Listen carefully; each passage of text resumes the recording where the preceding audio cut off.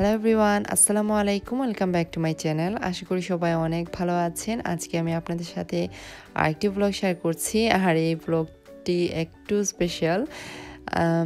কেন স্পেশাল? ব্লগটা দেখলেই বুঝতে পারবেন আপনারা। আজকের এই বিশেষ দিনে আমি যেহেতু ফুলদানিতে ফুল সাজাচ্ছিলাম, ভাবলাম আপনাদেরকেও একটা টিপস দিয়ে দেই। যারা আমার মতো ফুল ভালোবাসেন, চান যে ফুলগুলো যাতে অনেকদিন সতেজ থাকে, তাদের জন্য ফুলের ডাঁটা কাটার সময় ফুলের ডাঁটাটাকে যদি একটু অ্যাঙ্গেল করে কাটেন, কিংবা আমি যেভাবে কেটেছি ওইভাবে কেটে যদি আপনি ফুলদানিতে রাখেন, তাহলে ফুল কিন্তু অনেক দিন ভালো থাকবে, তরতাজা থাকবে। আর আরেকটা টিপস হচ্ছে, যেই ফুলদানিতে ফুল রাখবেন নিশ্চয়ই পানি দিয়ে রাখবেন, তো ওই পানিতে একটু চিনি আর একটু ভিনেগার দিয়ে রাখলেও ফুল অনেক দিন ভালো থাকে। তবে এদেশে ফুল কিনলে সবসময় ফুলের সাথে একটা লিকুইড থাকে, যেটা পানির সাথে মিক্স করে রাখলে ফুলটা অনেক দিন তরতাজা রাখতে সাহায্য করে। তো আমি এখন ওয়াশিং মেশিনেও কিছু কাপড় দিয়ে দিয়েছি। আমার প্রতিদিনের রুটিন এটা। প্রতিদিনের কাপড় আমার প্রতিদিন ওয়াশ করতেই হয়, না হলে কাপড়ের পাহাড় জমে যায়।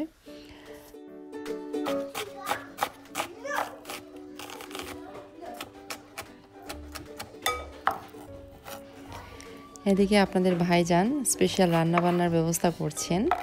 আমাকে উনি আজকে সারপ্রাইজ দিতে চেয়েছিলেন আমার পছন্দের কিছু খাবার রান্না করে, তবে সারপ্রাইজটা আর দেওয়া হলো না, যেহেতু রান্নাঘরে আমার সবসময় আসতে হয়। তাই আমি দেখেই ফেললাম কি করছে ও কিচেনে। আজকে আমাদের বাহিরে যাওয়ার প্ল্যান ছিল।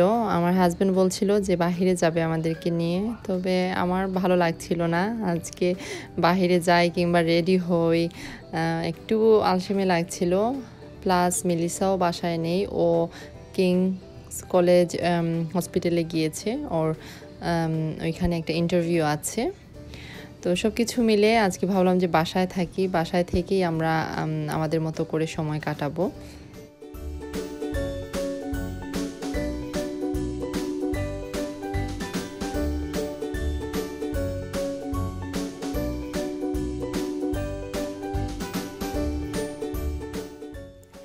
তো আজকে রান্না থেকে ছুটি পেয়ে ভালোই লাগছিল। দেখা যায় দুপুরবেলাটা আমার অনেক ব্যস্ততা যায়, তবে আজকের দুপুরবেলাটা আমার অনেক রিল্যাক্সে গেছে। আমি আমার মতো করে টাইম স্পেন্ড করতে পেরেছি। আর মাঝে মধ্যে ফাঁকে ফাঁকে এসে দেখছিলাম যে কি করছে। বাহিরে খুব সুন্দর দিন করেছে, তাই ওয়াফিক, ওয়াহিব আর ওয়ারিদকে বাহিরে নিয়ে আসলাম। ওয়াফিক আর মেলিসার স্কুল হলিডে চলছে। ওদের স্কুল মঙ্গলবার থেকে খোলা। মেলিসার স্কুল মঙ্গলবার থেকে খোলা আর ওয়াফিকের স্কুল বুধবার থেকে খোলা। তো এই কয়েকদিন অনেক ব্যস্ত ছিলাম, মোটামুটি ঘোরাঘুরিও হয়েছে আমাদের।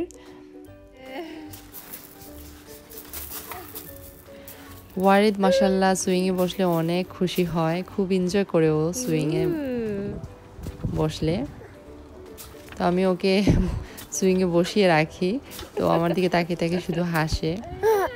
এখন আমি ওর পাটা আমি ঘাসের উপর রেখেছিলাম, তো ঘাসের উপর রাখার পর ওর কাছে মনে হচ্ছিল যে কেমন, তাই শুধু পাটাকে উপরের দিকে এভাবে উঠিয়ে রাখছে।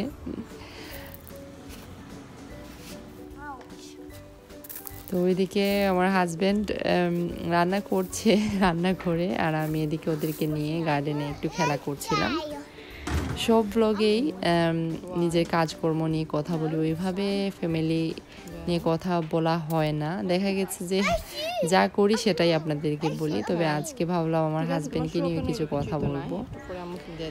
আসলে ওর কথা যতই বলি না কেন কম হবে আমার কাছে মনে হয়। ওর মতো একজন মানুষ আমার জীবনে আছে, কিংবা আমার লাইফ পার্টনার হিসেবে পেয়েছি, আমি সত্যিই নিজেকে অনেক ভাগ্যবতী মনে করি। আমরা সব মেয়েরাই কিন্তু আমাদের জীবনে ভালো একজন লাইফ পার্টনারের আশা করি। তো আমার ক্ষেত্রেও ব্যতিক্রম হয়নি। আমিও আল্লাহর কাছে চাইতাম যে ভালো একজন জীবন সাথী যাতে হয়। তো আল্লাহ সুবহানাহু ওয়া তাআলাও আমার মনের আশাটা পূর্ণ করেছেন। ভালো একজন মানুষ আমার জীবনে এনে দিয়েছেন, যে সুখে দুঃখে ছায়ার মতো আমার সাথে আছে।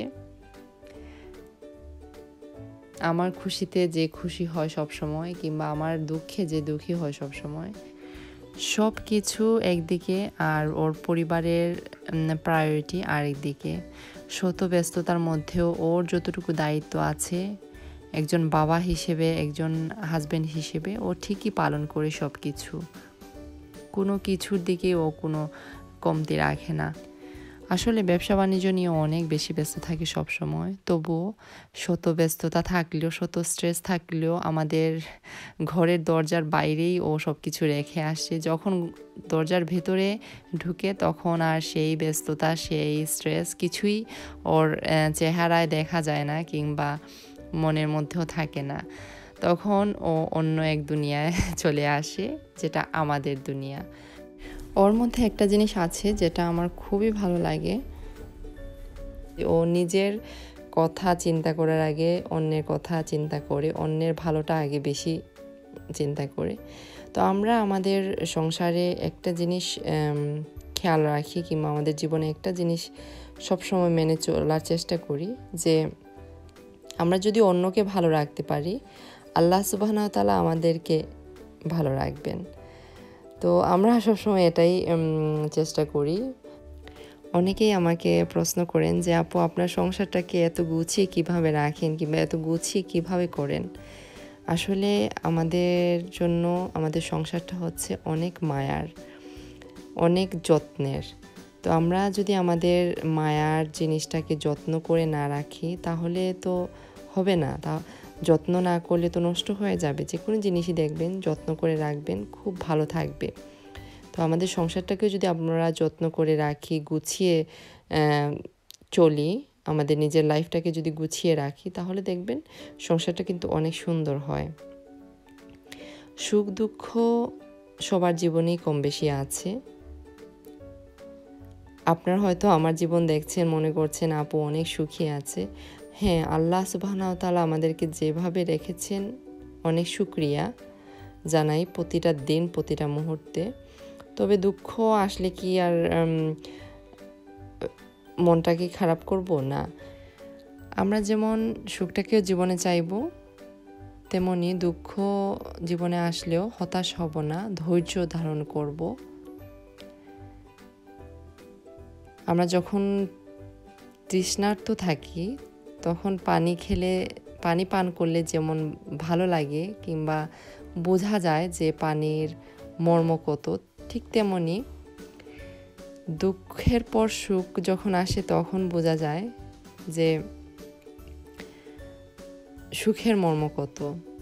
তো যাই হোক, অনেক কথাবার্তাই বললাম। যদি ভুল ভ্রান্তি হয়ে থাকে প্লিজ ক্ষমার দৃষ্টিতে দেখবেন, কারণ মানুষ মাত্রই আমরা ভুল করি। ভুল করতে করতেই আমরা কিন্তু শিখি, শেখার শেষ নেই। তবে একটা জিনিস খেয়াল রাখতে হবে, আমরা যদি কাউকে কোনো কিছু শেখাই সেটা যাতে ভালোবাসার সহিত শেখাই, কাউকে নিয়ে হাসি ঠাট্টা না করে সুন্দরভাবে বুঝিয়ে যাতে বলি, যাতে অন্যকে কষ্ট না পায় আমাদের কথা দ্বারা। এর মধ্যে দুপুরের খাবারও রেডি হয়ে গেছে, দেখে অনেক লোভ লাগছে। পোলাও, রোস্ট, টমেটো দিয়ে, রুই মাছ দিয়ে, আর সাথে আছে শসা। সবকটি খাবারই অনেক মজার ছিল। আর একা একা হাতে সব কিছু আমার হাজব্যান্ড করেছে। তবে একটা জিনিস নিয়ে ও আফসোস করছে যে আমাকে ওইভাবে সারপ্রাইজ করতে পারলো না ও যেভাবে চেয়েছে। তবে আমি অনেক খুশি আছি, ও যেভাবেই করেছে আমি অনেক খুশি। পরিবারের জন্য কোনো কিছু করা, কিংবা কারো জন্য কোনো কিছু করতে গেলে কোনো স্পেশাল দিনের প্রয়োজন পড়ে না আমার কাছে মনে হয়। যে কোনো দিন যে কোনো কিছু করা যায়, তবে মনের মধ্যে ইচ্ছা থাকা লাগে। ইচ্ছা শক্তি থাকলে সব কিছুই সম্ভব।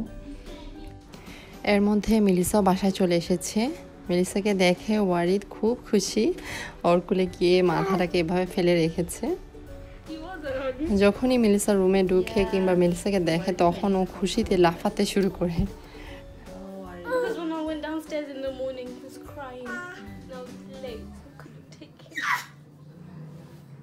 Warid, are you okay?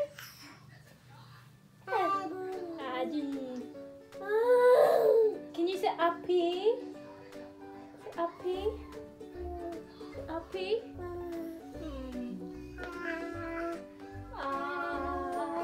kumpada. Mama? Mama?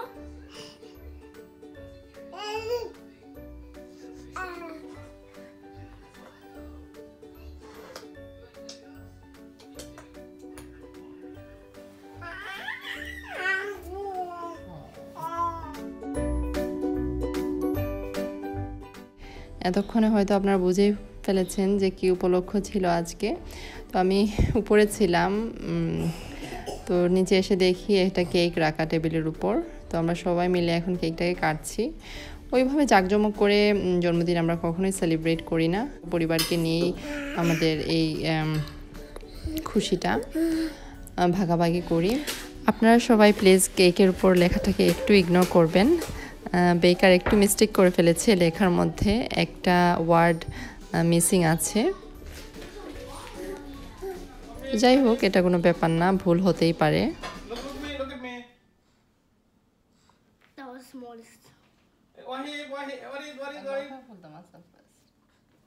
Look. Look. Okay. Can I lick that? Now can I just eat the flower? Yeah, you can have the flower. Look. Can I have it? অনেক চেষ্টার পর কয়েকটা picture তোলা হয়েছে। দেখা গেছে বাচ্চাদেরকে নিয়ে ওইভাবে পিকচার তোলা যায় না, কারণ একজন একদিকে তাকালে আরেকজন আরেকদিকে তাকায়। আজকের ব্লগটি আমি এখানেই শেষ করব। আশা করি আপনাদের কাছে আমার এই ছোট্ট ব্লগটি ভালো লেগেছে। সবাই অনেক ভালো থাকবেন, আমাদের জন্য দোয়া করবেন। আল্লাহ হাফেজ।